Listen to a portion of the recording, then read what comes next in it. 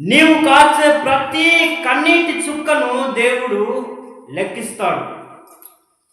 ఈ భూమి మీద నీవు ఏవేవో సమస్యలు గుండా, ఏవేవో ఇబ్బందులు గుండా, ఏవేవో కష్టాలు గుండా వెళ్ళి నీ కష్టాలను, నీ సమస్యలను, నీ ఇబ్బందులను నీవు తట్టుకోలేక, ఓర్వలేక కన్నీరు కారుస్తూ ఉంటావు. ఈ దినాల్లో ప్రతి మనిషి కూడా తన కన్నీటిని అనవసరమైన వాటి కొరకు వృధాగా కార్చివేస్తున్నాడు. కానీ దేవుని వాక్యం తెలియపరుస్తున్నది, నా కన్నీళ్లు నీ బుడ్డిలో ఉంచబడి ఉన్నవి, అవి నీ కవిలలో కనబడును కదా.